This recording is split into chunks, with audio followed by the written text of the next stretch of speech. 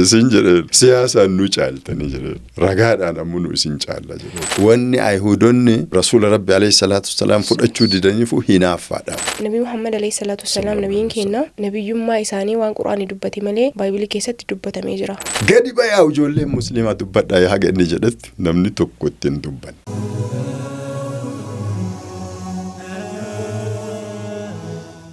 Assalamu alaikum wa rahmatullahi wa barakatuh. Kabajamtoota jaalatamtoota keenya nageenya rabbii iddoo isin jirtanii isin bira haa ga'u jecha sagantaa keenya riqicha ragee miidiyaa Zaadirraa isin bira ga'u eegallee jira. Har'a immoo keessummaa keenya yeroo lammaffaadhaaf stuudiyoo keenyatti affeerree yeroo gaarii akka waliin taasisuun abdii qaba. Isinis nu faana bu'aa nu hordofaa affeerraa keenya kan kabajaati. Akkuma beekamu jiini keessa jiru ji'a guddaaf kabajamaa ji'a Ramadaanaati. Ji'a Ramadaanaa kana keessa immoo ji'a namni waan keerii itti soqee ilaalu itti dhaggeeffatu itti hojjetudha. Ji'a kana keessa immoo miidiyaa keenya filannoo keessan godhattanii waan nu silaa isinii dabarsinu nu faana daawwachuu keessanii galatuma walfaadhaa isinii jecha keessummaan keenya guyyaa har'aa eenyuun akka ta'e hedduun keessanii hin beekanii hamma xumura sagantaa kanaatti eessa yoo osoo hin deemne daawwadhaa. Viidiyoo kanallee laayik gochuun eegala. Namoonni maatii mana kanaa hin ta'in ammoo 100 akka guunnuuf sabiskiraayib godhaatii ga'ee keessan bahadhaa. Ani sagantaa kana gaggeessuudhaan kan isin faana turu Samiraa Amaanii hamma xumura sagantaa keenya nu faana bu'aa affeerraa keenya kan kabajaati.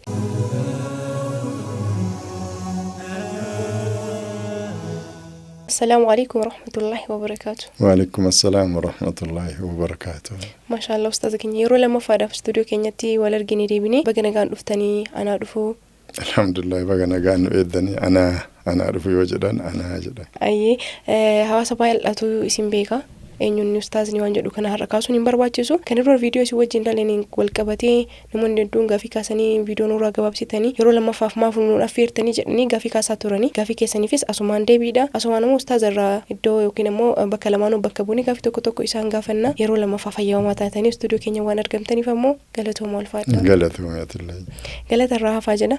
Har'a gaafii kiyya kan eegalu viidiyoo kanaan dura hojjannee wal qabsiiseeti. Viidiyoo sun iddoo garaagaraatti ciramee gadi lakkifamaa ture. Kana keessa immoo Facebook irratti nama amantaa biraatiin duutu godhamee yookiin immoo isin fayyadamanii yookiin immoo viidiyoo keessan fayyadamanii gaafii nu gaafatan uummata musliimaa hunda. Mee namni musliimaa amantaan islaamummaa amantaa arabaati miti jettanii mormitan gadi bahaa dubbadhaa jedhanii gaafii nu kaasanii nullee nu kakaasanii kaka'umsa isaaniitiif asumaan galatoomaa jechaanii mee maan nun jettan ustaazaa islaamummaan amantaa eenyuti? Bismillah alhamdulillah salatu wassalamu ala rasulillah sallallahu alayhi wasallam. Mammaaka tokkoon jalqaba namichatu itti dhufaniiti nagaa bultee jedhanii nagaa buleeran jedhe gara yaade deemaa jedhe. Mucaan amma viidiyoo san irratti Facebook irratti akkas jedhee mee ijoolleen musliimaa gadi ba'aati dubbadhaa amantiin islaamaa aadaa arabaatii miti jettanii jedhee dubbatu suni mammaaka kanaan wal sima.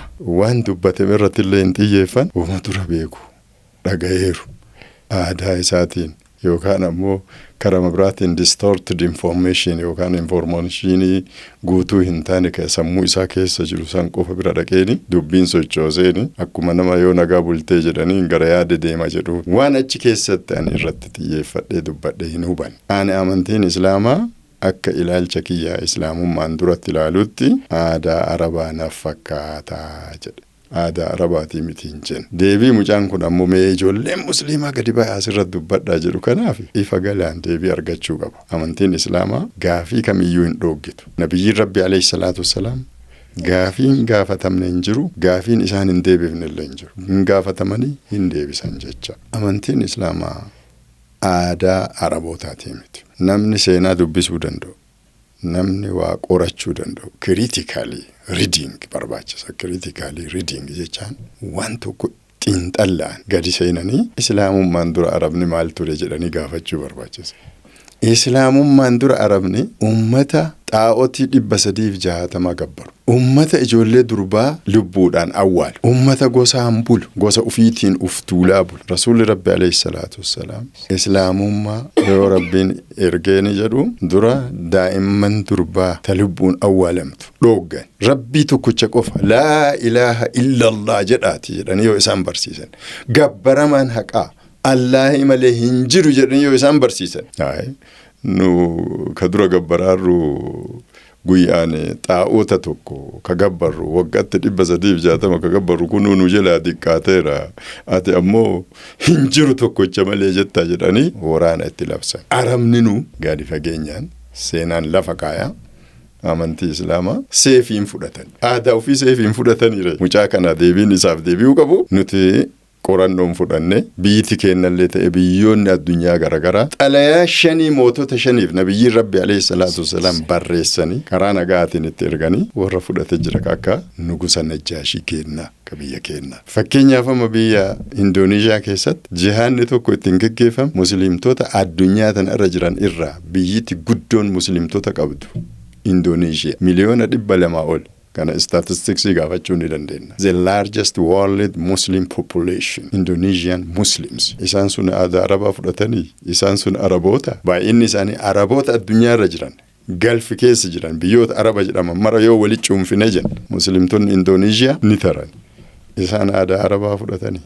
Naggaadeetu fidee isaanitti labselle islaamummaa tana daawwaadhaan ergaan islaamaa karaa daldaltootaatiin bira geettee. Kanaaf gaafii gaafachuun isaa ani natti tole. Hanqinni maaltu jira? Gadi bayaa ijoolleen musliimaa dubbadhaa haga inni jedhetti namni tokko ittiin dubban. Ana ammoo inshaallah jedheetuma sagantaa kana eeggataa ture. Anuu isumatti qophaa'ee jira. Atis isa naa kaafte islaamummaa jechaan aadaa Arabaatii miti. Aadaa Amaaraatii miti. Aadaa Oromootii miti. Amantii ilma namaatiif kennamte takkatti. Wanni nama rakkise maali? Hiikaa islaama jedhu kana maalinni mataan isaa? Hiikaa irraa ka'uu qabna. Hiikkatu afaan Arabaatii yoo afaan Oromootti deebifne rabbiif ajajamuu jecha. Nama rabbiin hin ajajamuu jedhu jira kaa'ama.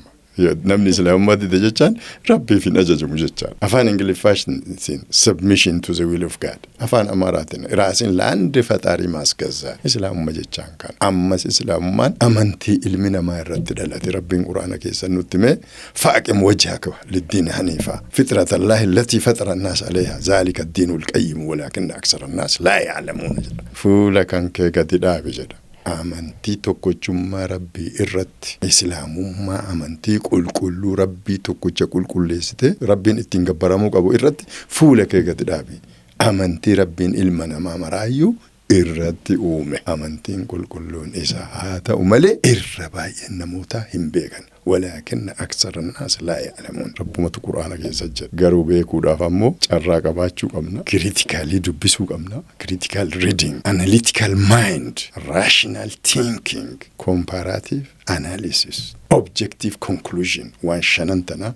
Jechoonni kunniin jechoota saayikolojiitii hiikaa isaa afaan Oromootii yeroo nurraa fida. Waa shanantana irra hundoofne dhugamaan amantiin Islaamaa amantii addunyaaf yookaan ammoo ilma namaati moo amantii aadaa Arabaa akka jedhu addaan baafne hubachuu qabna. Kanaaf obboleessi keenya ergaan kun namni dhageettan gaafii inni gaafateef akka deebii kana nageessitan inshaallah isinit dhaamadha.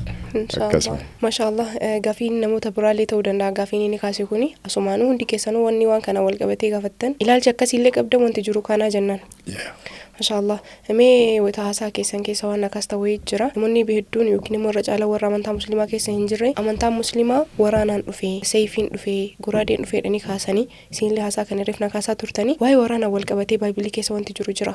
Isin tuquba qabaa maal nu kaastan? Wanni si ajaa'ibu wanni addunyaa tana irratti guyyaa guyyaan nu mudatu maali? Kiristaanotiin addunyaa irra jiran hundumtuu jihaada musliimtotaa ni beekan. Ka macaafa isaanii keessa jiru hin beekani. Macaaf quddusen jalqaba irraa hanga xumura waa'ee waraanaati. Sun jihaada miti. Yeroo gargarii shaarameeraa jira. Yesuus ammoo shaaruuf hin dhufne jedha. Wangeela Maatewos 5:17 irratti seeraa fi nabiyyoota illee shaaruuf hin dhufne raawwachuuf malee waan jedhuuf Yesuus hin shaarre jecha. Si kolfisiisaa iyyuu paasteritti ganda kennaati wajjin haayiskuulii baranne xumura irratti natti dhufte. Isuma ati duula itti bante san sii kadhataa jiraadhaan jette. Eenyuun jedheen kan duula itti ban Yesuus kanaan jette. Malee waa nama himanii waa nama gorsanii macaafa quddusii irraa macaafa qulqulluu irraa namatti himanii waan jiru irraa nama qayyabachiisanii kan achi nama kadhatan malee bal'aa nama kadhatanii jedheen. Amma tashite dhugumaan amantii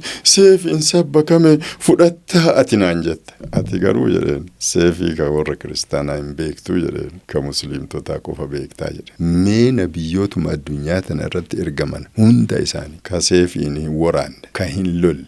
Mee tokkochuma natti himi jedheen. Daawitiin waraanne jedheen. Salomooniin waraanne jedheen. Muusaan waraanne jedheen.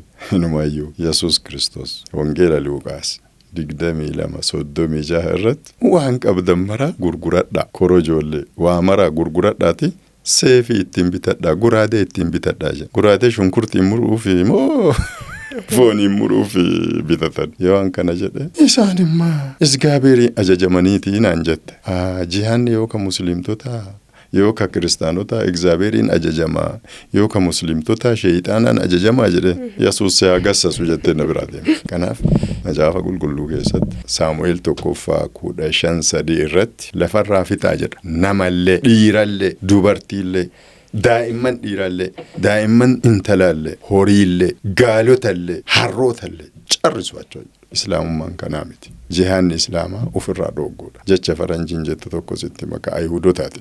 Homicide is not a criminal if it is committed in self-defense jedha. Nama ajjeesuun wanjalaa miti yoo ofirraa dhoogguuf taatee jedha.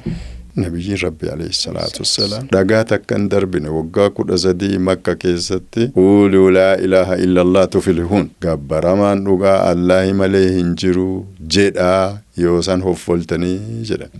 Didanii Makkaayyuu akka baqatan taasisanii gara Madiinatti. Madiinaayyuu hin balleessina jedhanii duula itti bananii duula san ofirraa dhoogguun akkuma dura jenne homicide is not a criminal jechaan nama ajjeesuun yakkaa miti yoo ofirraa dhoogguuf taate ka jedhamu san irratti apply ta'e malee amantiin islaamaa jihaadaan loliitii nama islaama taasisin jedhe.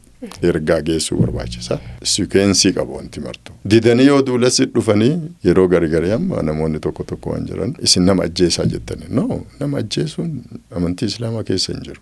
Didanii yoo dhufanii si ajjeesuuf jedhan yoo amantii kee irra duula godhan ofirraa dhoogguun ni jira.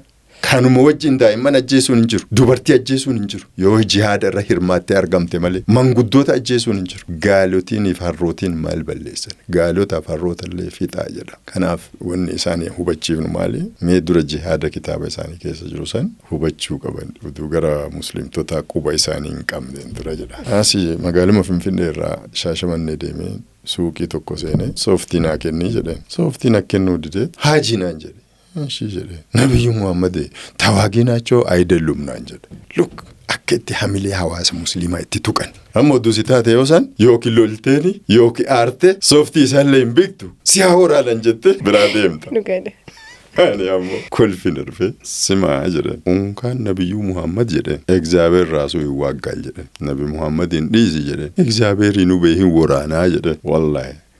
Jecha takkanatti hin deebiin sooftii natti hidhate qoy soofticha akkasuma qabii jedhe eessatti akka matsaaf quddusii keessatti dubbatu si himuu naan jennaaniin aqwaaloo hin beeka matsaafa Iyyaasuu keessatti dubbataa naan jedhe Iyyaasuu 10:10 irratti gaafas inumayyuu egzaabeeriitu waraanee jedha akka guyyaa sanillee Rabbiin namallee gargaareen beeku achiin durallee achiin boodallee gaafas egzaabeerii matu waraane Iyyaasuu 10:10 irraa abbaan fedhe dubbisee argachuu hin danda'a. Wani naw akkana hubattan barbaadu wanti hawaasni waan kana hordofu illee hubatu barbaadu gaafii narra nu kaasnu gaafii koomantee uummata amantaa biraarra gara keenya dhufu akkasuma immoo waan nuti gaafii ta'e asoo isaan bira jiru isaan hin argine ta'e isaan nu gaafatanii garuu isaanuma bira yoo asoo jiru deebii isaaf bira arguu dhaban gaafanna waan ta'eef isinillee kanaaf fayyadamoo ta'uu keessaniif irra deebiidhaan galatoomaa isiniin jedha. Wanni amma kaasuu barbaade waa'ee nabi keenya alayhi salaatu wassalaam isaanii wal qabatee maal jedhanii nabiyyoonni ergaman marti isaaniiyyuu sanyii Israa'el irraayi.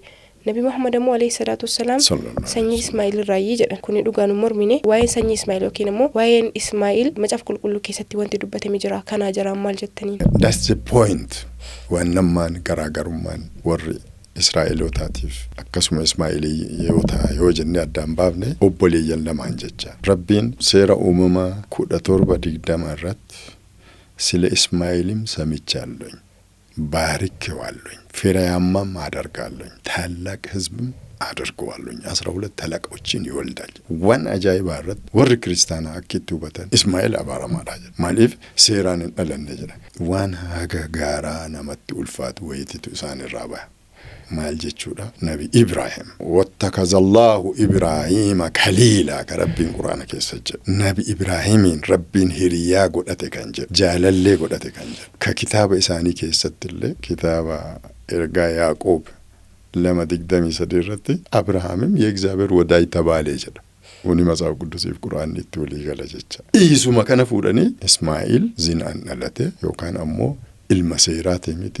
ኢልማንሴራ ከነቢ ኢብራሂም ከሳራ ይራር ገመመለ ከናፍ ነብዩማ ይንፉደቱ ይጀዳል ረቢን ከነለ ጫላ ቤኩ ከኢሳን ጫላ ቤኩ ከነማ መራ ጫላ ቤኩ ዋይ እስማኤል ይደገይ ጅራ ኤቢሴ ጅራ ይወጀ ነው ኢሳ ጫላ ቤና ኤቢስ ጀቻ ማልጀ ኡመተ ጉዳለ ኢሳ ታሲሳ ጀ ኡመን ጉዳን አደው ፍረገረ ገለላሉ ሙስሊም ኔሽን ummata addunyaa muslimtoota addunyaa umura irratti nabi Ibraahimin gaabichaan ala ilma argate yoo jedhan hin arrabsaaran jecha warra si arrabsu hin arrabsaa jedha masaa quddusii keessatti nabi Ibraahimin kitaaba uumamaa 12:3 irratti የሚረግሙህን እረግማቸዋለሁ የሚባርኩህን ደግሞ እባርካቸዋለሁ warra si arrabsu hin arrabsa warra si eebbisu hin eebbisa nuti salaata keenya shanan keessatti salawaata rasuul rabbii rabbuufne alayhi salaatu wassalaam kama baarakta Ibraahim akkuma Ibraahimin eebbifte jenna malee nu muslimtonni Ibraahimin abaarru isaan garuu Ismaa'eel ilma seeraati miti yoo jedhan Ibraahimin arrabsaa jiran jecha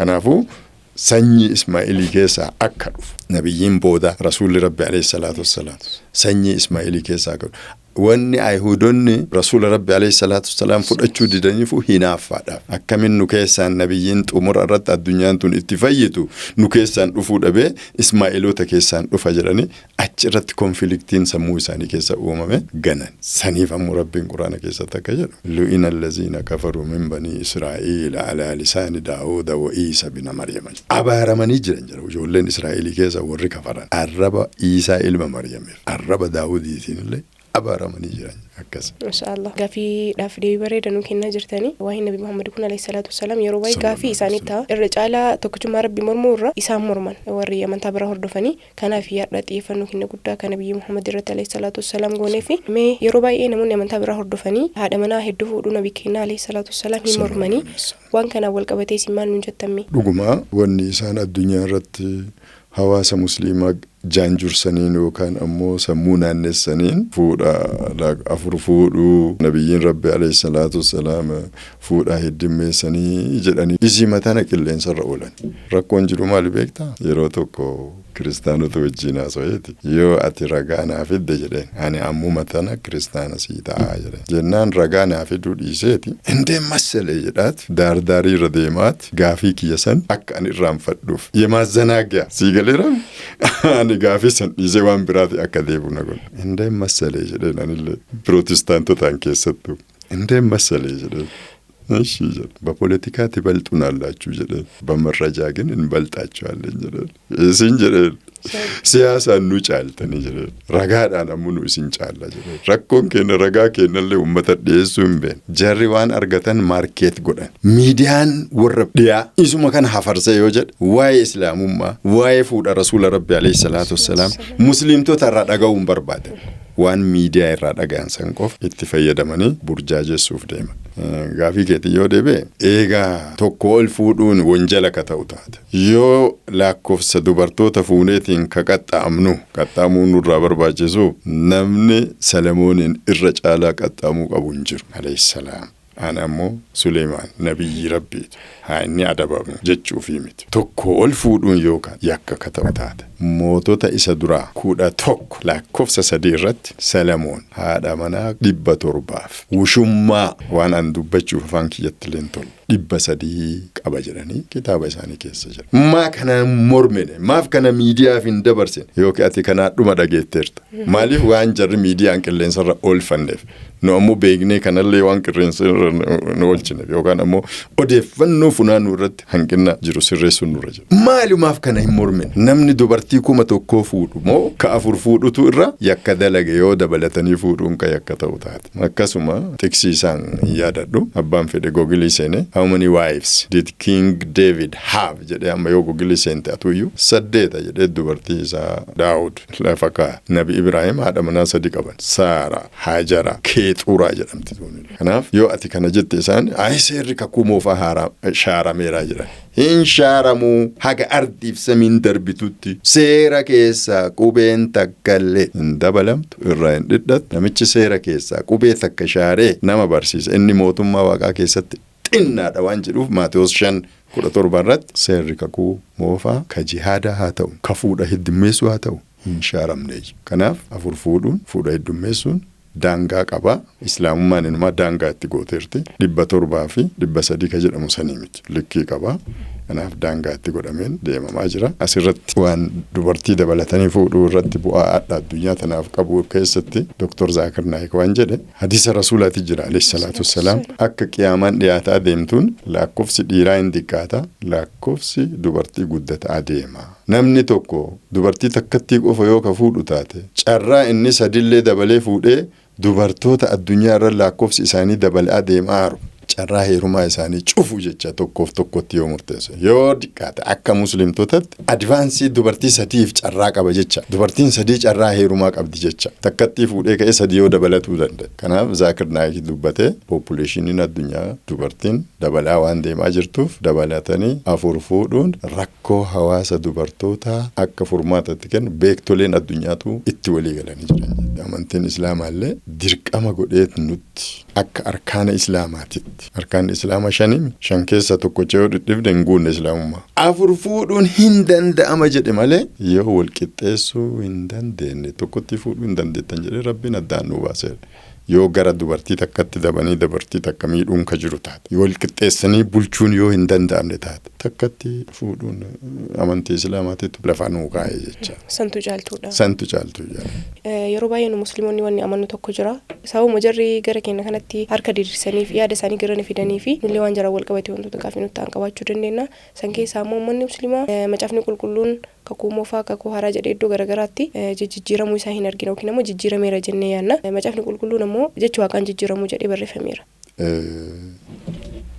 Matsaaf qiddusiin maan barrazoo jedha. Fuula gara 300 oliiti peejiin isaa kitaabni kun waan afaan amaaraatiin hiikameera malee kan qophaa'e afaan ingiliffaa irraa googilii seenee abbaan fedhe barbaadee baasuu ni danda'a afaan ingiliffaa namni dubbisullee who changed the bible why Bart Ehrman namichi barsiisaa amantii kiristaanaati yuunivarsiitoota kiristaanota Ameerikaa keessatti xumura irratti macaafa qulqulluu eenyutu jijjiire jedhee gaafii gaafateet why jedhe lamin jedha waan jijjiiramu itti walii galamee jira eenyutu akka jijjiire qofa barbaadaa jiran maaliif akka jijjiirame qofa barbaadaa jiran nuti rabbiin keenya quraana keessan nutti mee jira yuharrifuuna al-kalima an mawaadi'i qaalaatiin kasifraa ilaawuudhaan akka isaan jijjiiran jaarraa 7ffaa keessatti waggaa 1400 duratti nabiyyiin rabbi alayhi salaatu wassalaam quraanni itti bu'ee macaaf quddusiin yookaan macaafni qulqulluun jijjiiramee jira jedhanii nutti himanii jiran. Waan nuti waggaa 1400 duratti rabbiin quraanaan nutti mee nuti beennu hadha jaarraa 20ffaaf 21ffaa irratti macaafa qulqulluu eenyutu jijjiire jedhanii gaafii gaafataa jira. Namni kamiyyuu namni afaan ingiliffaa dubbisuu danda'u. Who changed the Bible?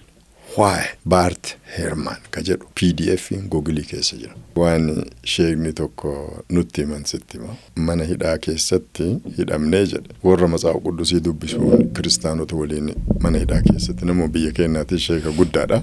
Mee macaafa keessan kana hilaalaan akka inni jedhee irraa fuudhe jedhe namni musliimaa tokko macaafa qulqulluu harkaan yoo qabe waan kiristaana ta'u itti fakkaata hin sodaata. Mee macaafa keessan kana hin dubbisame hilaalaan akka inni jedhee irraa fuudhe jedhe maqdim yookaan seensa ka jedhu laaleeti fooyya'ee fiiti sirraa'ee kan dhiyaate jedha macaafa quddusiin kamiyyuu be it in English in Amharic or in Oromo language afaan feeteen macaafa qulqulluu yoo fuutee seensa isaa maqdim preface yoo dubbift ታርሞና ተሻሽሎ በዚህ ዘመን በዚህ መጽሐፍ ቅዱስ ማህበር አሜሪካን ባይብል ሶሳይቲ ያተው የኢትዮጵያ መጽሐፍ ቅዱስ ማህበር ያተው ከኒን ፎያዬ ከዲያተ ጀደ መቅድሚ ኢሳቴቱ ጋር ዋና መነጋፈቴ ከናፍ ኪታባ ባርት ሄርማን ዱብሱን ስረንጁ መጽሐፉ ማይሳኒ ሴንስ መቅድም ከጀዲዮ ኢራፉት ካሚዩ ሲራዬ ጀደ በራከናት ፎያዬ ከዲያተ ዋንጀዱ ኢሳ ከነ ዮ ዱብሴ ጀዱ hirrifadhee jedhe sheekichi sun jamma nubee nutti himameera isin himuu dadhabne malee nubee quraana keessan nu himameera fooqa saba samawaat irraa kan bu'e bee quraanni macaafni keessan jijjiiramee jira jedhee nu hime gamama quraanni keenya nu hime asitti isinillee asirra kaayattaniirtanii jedheen kanaaf no question kun waan gayaadha maalirratti maqdimi maa dubbisu namni kiristaanaa kamiyyuu kasit dhufee macaafa quddusiin hin jijjiiramne jedhee si mormu yoo jiraat preface yookaan ammoo maqdim yookaan seensa macaafa isaanii yoo dubbise jijjiirameera jedha wannummaan quraanni bu'uun barbaachiseefu waan macaafa quddusiin jijjiirameef tooraatiin jijjiiranii jiran injiiliin jijjiiranii jiran zabuuriin jijjiiranii jiran itti dabalanii jiran irraa dhidhisanii jiran xumura irratti rabbii maal godhe furqaan jechaan maal jecha gingilchaa jecha maal gingilcha dharaaf dhugaa gingilchee ka addaan baasu liyakuuna lil'aalamiina naziira addunyaa tanaaf akeekkachiisaa akka ta'uuf furqaaniin itti buuse jedha. Kanaafuu waan badheera jiru ifa galaa addunyaan waliin makkaraaranii jiran oftee amma dubbii tokkotti nagalchita muudannoo hedduu yookaan ammoo kuufama waggaa 27 keessaa sitti baa jira. Waggaa 28tti deemaa jira. Asallaa jira yeroo sanii isteeshinarii pheenxee tokko seenee isteenchi la musliimochi immoo matsaaf amcii jedheen amma kitaaba wal nu araarsu dhufeeraa minaan jette afaan Amaaraate. Mee as fidi jedheen gaafii musliimtotaatiif deebii kiristaanotaa jedha afaan Amaaraate.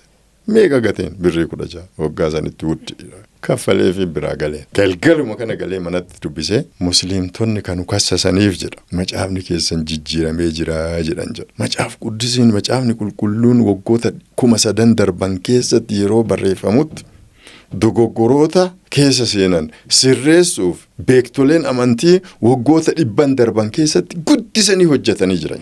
Hanguma fedhanillee irra deddeebi'anii yoo walii dubbifamu jedha. Kitaabotiin manxaffamaa bayan dogoggora irraa bilisa ta'uu hin dandeenye ka jedhu bisee afaan Amaaraatiin irra sii deebaa iddootan. Baallafus 3000 ዓመታት በመጽሐፍ ቅዱስ ውስጥ የገቡትን የህትመት ስህተቶችን ለማረም ባለፉት 100 ዓመታት ፈላስፋዎች ተግቶ ሰርተዋል። ምንም እንኳን የማረጋገጫ ምንባብ ቢደረግም ታትሞ የሚወጡት መጽሐፍቶች ከስህተት ሊያመልጡ አልቻሉም። ገነመ የሮህ ጂፍ ደሞ እትጎሬ ፊደቴ kana kan waraarsu jedheen afaanuma qabattee cadhiftee nalaalullee dadhabde kanaaf ragaan gayaadha. Nu ammoo rabbiin quraanaa waan nutti himeef quraana irra hundoofne investigate goona ifa jira jechuudha. Alhamdulillah nu wanta marattuu ragaa harkaa qabna. Sure ragaa keenya qofa miti ka isaaniillee qabna kamma isaan waliin barreessanii Google YouTube keessatti goodbye Christianity jedhaatiin hin barreessan. Maaliif sababa kanniin kam amma gaafii atama gaafattuuf kanniinii fi goodbye Christianity jedhaatiin barreessaa turan. Mee waan kana durallee sagantaa darbii keessatti hin gaafadhee ture. Nabi Muhammad alayhi salaatu wassalaam nabiyin keenya nabiyyummaa isaanii waan quraanii dubbate malee Baayibilii keessatti dubbatamee jira. Yoo dubbatamee jiraate immoo ragaadhaan na mirkaneessaa mi ustaas? Adda anaa miti. Artificial intelligence waan amma addunyaan garas deemaa jirtiin mormiidhaan beektoleen musliimaa macaafa qulqulluu irraa qaban qabxiin evaluate godheet yes Muhammad is mentioned in the Bible jedha. Artificial intelligence tu jedha jira. Rabbiin waan jedhu الذين يتبعون الرسول النبي الأمي الذي يجدونه مكتوبا عندهم في التوراة والإنجيل. سنن مورا نبيج بريسوف دبسو إندندين هردوفن يو كان جد artificial intelligence مال جرا نبي محمد عليه الصلاة والسلام مجاف قل كله كيست ودوهم بريفم يجرا جرا يو كقرآن كتب بتوتات جرا سورة أعراف ربافي شنتمي تربرت قرآن دوغورا yoo wanti kun ammoo kitaaba isaanii keessa jiraate yugayyir kulli shay it changes everything. The Jews ayhuudonniif jedha kiristaanotiin jedha let them rewrite the history jedha seenaan waggaa 2000 darbanii kun marti jijjiirame irra deebi'anii seenaa haarawaa barreessanii jedha. Garamitti gara nabiyyi xumuraa Muhammad alayhi salaatu wassalaam kaatimal anbiyaa kanatti shiftii gochuu qaban. Asirreeffatanii jira. Kana keessatti waan ajaa'ibaati. Salamoon weedduu caalu jedha afaan Oromooti. Weedduu caalu kana keessatti Songs of Solomon 5:16 jennee Googilii yoo seen afaan Hibruutiin nuu baasii yoo jennu Muhammad jedha. Abbaan fedhe waan fedhe haa jedhu. Yoo fedhan kitaaba isaanii haadhiisanii yoo ta'an Islaama haa ta'ani afaan Hibruutiin Muhammad jedha. Muhammadiim jedha. Hikkomumtakiim Muhammadiim jedha. Dr. Zakiriif Ahmad Didaat rahimahullah waan jedhan diimiin tun jedha kabajaaf itti dabalamtee jedha. Isa kana waan si ajaa'ibu afaan Ingiliffaatiin all together lovely jedhaniitii kanirra Muhammad ka jedhu kan. Afaan Amaaraatiin wuddee jedha. Afaan Oromootiin michuu koo jedha. Kuni marti michuu jedha. Habibullah jaalallee rabbiiti. Habibullah. Inni kun Didaatiif Zakir Naayikillee akkamitti jedhan maqaan namaa bahaatti haa ta'u dhiyaatti haa ta'u Jaappaan keessa haa ta'u Ameerikaa keessa haa ta'u namni tokko maqaan isaa Eeliyaas yoo jedham hin hiikamu. Eeliyaasuma dachii tanarratti. Muhammad ka jedhu kun ammoo maaf hiikame all together lovely jedhame. Weedduu caalu 516 irratti Google yoo seenne searchii goone Songs of Solomon 5:16 in Hebrew Bible yoo jen hiikoo mumtaaki matsaaf quddusiin ammoo afaan inni duraan ittiin barreeffameen kakuumuufaan afaan Hibruutiin Muhammad jedha alayhi salaatu wassalaam. Kana qofaa miti nabiyyi akka Muusaa jedha seera keessa deebii 18 irratti obboleeyyan isaanii keessaa Muusaadhaan jedha bara obboleeyyan isaanii keessaa nabiyyi akka keetii ni kaasaa jedha. Nabiyyi akka eenyu nabiyyi akka Muusaa isa kana kiristaanotiin Yesuusiif dubbatee jedha. Waan kana Yesuusiif akka hin dubbanne ragaa guddaa qaban matsaaf quddusii keessatti wangeela Yohaanis 19 irraa hanga 21 Kiristoos jedhee Eeliyaas jedheeti sadaffaa irratti nabiyyicha jedha. Nabiyyicha kana immoo Girgee Mastaawoshaan gadi buuseet seera keessa deebii 18 nabiyyi akka Muusaa akka jedhu sanii waliin galcha Baaybiliin cross check gochuu danda'ama. Futnoottiidhaan waliin galchine yoo jennu Yesuusiin akka hin taane maaliif iddoo itti dhufanii namichi Yahyaa yookaan ammoo Yohaanis cuuphaa kan jedhamutu isaa cuuphaa geggeessaaru Israa'elootonni wal filanii itti ergaman. Yoo itti ergamanii jedhan ati Kiristoosii jedhaniin miti jedha. Eeliyaasii jedhaniin miti jedha. Nabiyyichaaree jedhaniin miti jedha. Amma Kiristoos Yohaanis 1:19 irratti dubbatame, Eeliyaas 1:20 irratti dubbatame, nabiyyichi sun ammoo 1:21 irratti dubbatame. Wangeela Yohaanis 1:21 irratti dubbatame. Yohaanis 1:19 irratti Kiristoosii ka jedhe kana fidee seera keessa deebii 18 utuu waliin galchee jedhe Kiristoosiif dubbatame seerri keessa deebii 18 ka jedhu sana jedhe. No, isa ittuma dhiise nabiyyicha ka jedhu nabiyyi nabiyyuu nehwe ka jedhu kana fuudheet achi hiikee didaata ammoo maal jedhe maqaan Kiristoosii dubbatamee jira, maqaan Eeliyaasii dubbatamee jira, nabiyyichuma kana maaliif maqaa dha'uu saalfatan maaf irraa qaanayan waatoosis neem jedhee kitaabatti barreesseera Ahmad maqaan nabiyyicha sanii een anis kitaaba wayii ka barreesse keessatti Baaybiliin dhidhuu ta'a hanga nabiyyicha san maqaa himutti yookiin nabiyyicha san Muhammad yoo jedhe Baaybiliin kompiliitii ta'a malee yoo ta'an Baaybiliin inkompiliitii ta'a. Keessaan bisan jechuun akka bakka sanii hin beekne. Bakka sanii maqaa sanii iyyuu itti namne walitti gala. Amma seera keessa deebii 18 irratti nabiyyi akka keetii raajii akka keetii isaaniif ni kaasa jedha. Kiristaanotiin kun Yesuusiif ta'a jedhanii si morman ijuma dunuunfatanii. Miti Yesuusii miti jettan atu iyyuu Baaybilii beekuu iyyuu sin barbaachisu. Yesuus goofta malee nabiyyi jetta. Yeroo akkasii isaan immoo shutisi godhan akkam shutisi Yesuus waan maraayyuu inni namallee waaqallee waan akka isa yeroo darbe dubbanneerra. Kanaafuu bal'aa waan uf danda'e waan adda artificial intelligence firuuf godhee lafa kaa'ee mormii kiristaanotiin qaban kufaa godhe mormii muslimtoonni tiksoota waa'ee rasuula rabbi alayhi salaatu wassalaam dubbatan ka qur'aanni itti nu akeeku GPS qur'aana irraa fudhannee saniin Baaybilii fattashne firuuf godhanne islaamummateen cimsannee qabachuu dandeenya jedha. Inshallah ibsa bareeda nu kennitanii namoonni gaafii kana gaafiitiin itti immoo deebii isaa argatanii jiran jedhee yaada. Gaafii kiyya gara xumuraatti haa fiduuti inshallah. Mee waa'ee musliimotaa waa'ee amantii islaamaallee haa ta'u waa'ee nabii keenya alayhi salaatu wassalaam addunyaan maal jetti? Nama ajaa'ibaati. Addunyaan waa'ee islaamaa maal jetti? Addunyaan bar waa'ee islaamaa waan jettu amantiin islaamaa. Waan YouTube irratti argadhisitti islaamummaa wanni waraanaa jiraniif jedha. Waan islaamummaan amantii sobaa taatee fi miti jedha. Waan islaamummaan amantii dhugaa taatee addunyaa irratti babadhataa deemaartuuf islaamummaan nu liqimsiti jedhaniit waraanaa jiranii jedha. Warri san ammoo akkasitti fudhatu aadaa keenya nu jalaa fudhatti Awurooppaaf Ameerikaan islaama yoo taate jecha tokkotu jira amma islaamfoobiyaa waan jedhamu sodaa islaamummaati. Islaamummaa amantii dharaa taatee utuu hin taane hin sodaatan akkanumatti. Har'a ammoo yeroon keessa jiru kun odeeffannoon guutuun addunyaa irratti tamsa'ee gadhiifameera. YouTube'n gadhiifameera, Facebook'n gadhiifameera. Ameerikaa fi Awurooppaanonni islaamummaa seenaa jiran. Amantiin ilma namaatiif kennamte. Amantiin sammuu ilma namaatiif ammallee amantii wanni addunyaan adda islaamummaan jedhaa jirtu. Irra baay'een namoota amma warri islaamummaatti seenaa jiran amantii bilaayindilii yookaan ammoo ija dunuunfadhu amani jettuu miti jedha.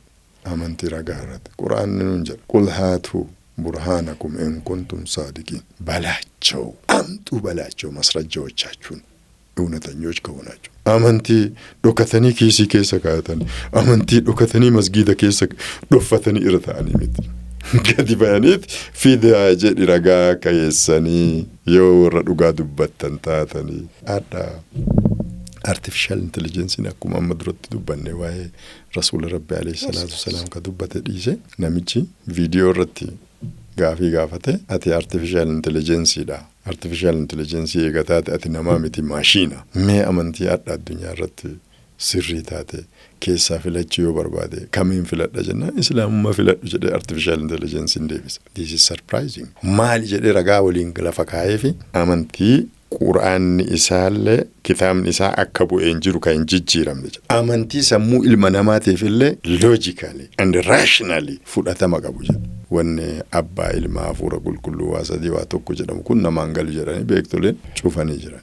Islaamummaa waan akkasii waan hin qabneef rabbii tokkicha qofatti amani waan jettuuf.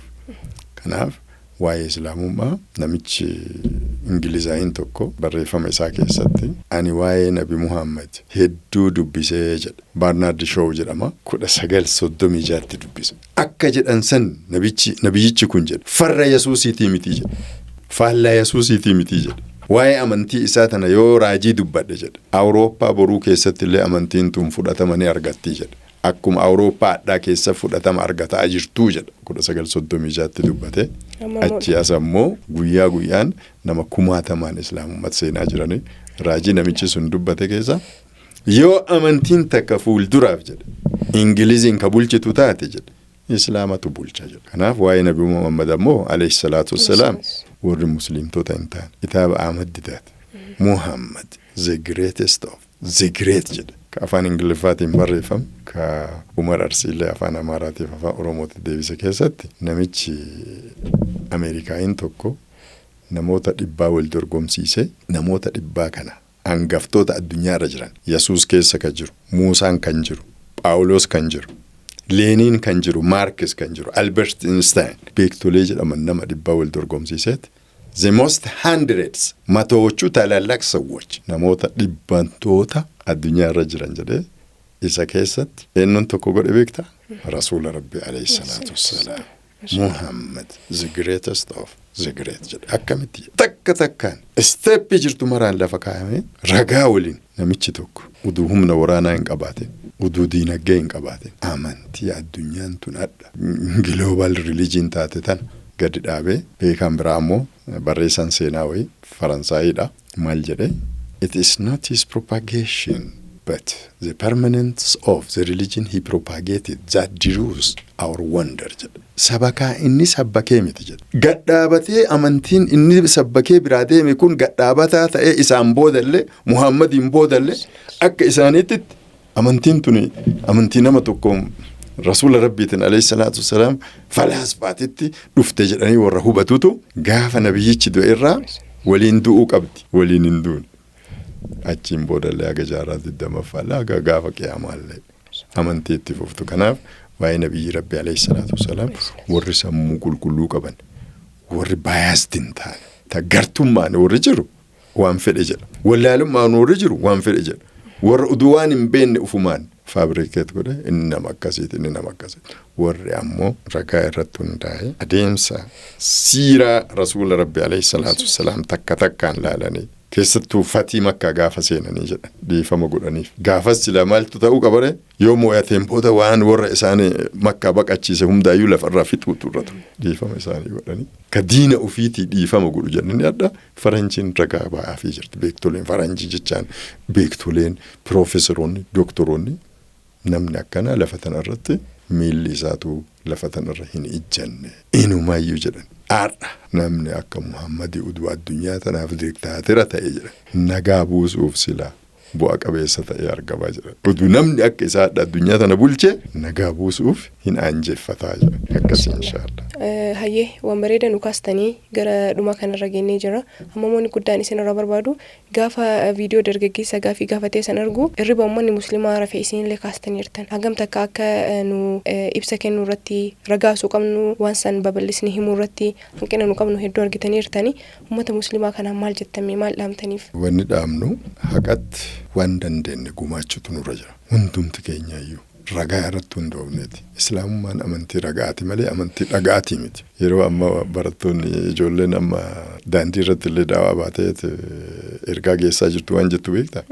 Dhagaa miti ragaan koottaa jedhan. Lolaanii miti jecha. Amantiin Islaamaa amantii dhugaa ta'uu ilma namaa maraafuu geessutu nurra jira. Rabbiinis Quraana keessa waan nuun jedhiin jedha. Akkam jedhiin jedha. وإنا أو إياكم لعلى هدى أو في ضلال مبين نجا والبرتين ولين هاسا ونرجر نوتي يوكان إسن أجلهم الرجر يوكان جلين الرجر كوتا ولين هافتشنو لغا ولين هابربانو جري قرآن ربي ما صاحب قدسين الله تسلون كلام شند الدميتو كلون فتنوا ملكامين يا زوجنا عندنا تسلون كه أمسنا عند هندما يقرأ keessa isa dhugaa filadha waan ajaa'ibaati jecha jaafa qulqulluu keessatti akka namni islaama ta'u ka ajaju Ermiyaas raajichaa 6:16 irratti gara daandii bayaa jedha karaa inni durii sun kam jedhaa qoradhaa jedha riseerchii geggeessaa jechaa bara bilaa indilii fudhadhaa hin jenne karaan inni durii sun kam jedhaati ufirra deebi'aati qoradhaa jedha isa qabadhaa jedha yoo san iraftii argattan yoo san harabaafannaa argattani Ermiyaas raajichaa kun dhufaatii Yesuus Kiristoosiin duratti waggaa 600 duratti dubbatameera haga Yesuus Kiristoos dhufellee uf duuba deebinee karaa Ermiyaas raajichaa jedhe kanaaf karaa ilmi namaa irra dhalate fitratallahi allati fatara an-naas alayha ka jedhu ka rabbiin quraanaan nu hime san qorachuu qabnamoo fuuldura deema amantii fuuldura dhalattu tan akka ortodoksii pirootestaantii kaatolikii qabadhaa hin jedhe uf duuba deebi'aati ufirra garagalaati karaa isa durii san qabadhaa jira karaan inni durii sun kaminni karaa islaamummaati maaliif rabbiin quraana keessa nutti mee jira ilma namaa maraa islaamummaa irra uume eega jedhe nuti quraana keessa ragaa qabna ay kiristaanummaa irra uume ka jedhu matsaaf quddusii keessa yoo nuuf fidanii jedhani itti rakkanna maaliif ragaa fidachuu qabna ragaa biraatiin wal faallesu amma karaa keenya ilma namaa maraa islaamummaa irra uume eega jedhe karaa isaaniitiin ammoo kiristaanummaa irra uume ka jedhu waan hin jirreef nuti ammoo mooyanneerra jecha maaliif ragaadhaan mooyanne dullaan yookaan ammoo waraanaan qawween seefiin miti ragaadhaan mooyanneerra maaliif fitratallahi allati fatara an-naas alayha سورة الروم لاكوفسا صدوم الرد سورة صدوم فا لاكوفسا صدوم الرد أمنتي ربين إلمان ما الرد أمي إسلام ماذا تأير رؤوف الردي بني بربادا نسون كإرمياس راجتشا جاكو رجا الرد دبتا مسون أمنتي در إلمنا ما الرؤوم ممالي أمنتي يسوسين بودل وكان موسى بودل Ermiyaasiin boodallee dhuftee miti jechaadha kanaaf wanni gabaabinatti akkuma yeroo darbe dubbanne takkatti Yesuus kiristaanaa jenne yoo googilii gaafannee jennu miti jedha Ayihuudiidha jedha kiristaanummaa Yesuustu dhaabeere miti isaan booda warra jirutu inumayyuu googilii maal jedhesii hima jechi kiristaana jedhu Yesuusiin booda waan dhufe malee yeroo isaatitti lafarran turre jedha kanaafuu ilma namaa wanni itti amma walii galuu dandeenyu wal bira teenne kitaaba keenya fudhanne kitaaba isaanii fudhanne xarapheeza irra teenne karaa nagayaatiin saayinsaawii karaa ta'een walitti dubbanne ragaa walii dabarsuudha cingara kana yoo didan ammoo there is no compulsion in religion jedha rabbiin quraana keessatti laa ikraaha fiddiin amantii keessatti dirqisiisuun hin jiru jedha kana أي أستاذ ما شاء الله قافلي أني كاسو هدو ثاني قافلي من تعلماني والبرك أبنو وانتيف سين اللي بفا بريدتي بفيفتي في بفرقاك أبو نكاسو كيساني فولفات أقل توما سنين جنة لفنقا هجرات إن شاء الله يا رب رالي ورب جديد بني والرقون كينا نولو أفوينا الله إن شاء الله جزاك الله خيرات اللي والفاتو إن شاء الله هي والسلام عليكم وعليكم السلام ورحمة الله وبركاته مريك بجمتو تردفتو تكينيا ساقنتان كينيا قيارا كان فكاتا أستاذ كينيا بكما في جالة ما سيتا فيري قافلي بورتان فنين جراي ساني اللي ديبين ولا تاني جراني إسني اللي قالتو ما الفادا سنين جنة إن شاء الله تربى سجنتها براكي سما براتي وانغا والرجنوتي والسلام عليكم ورحمة الله وبركاته.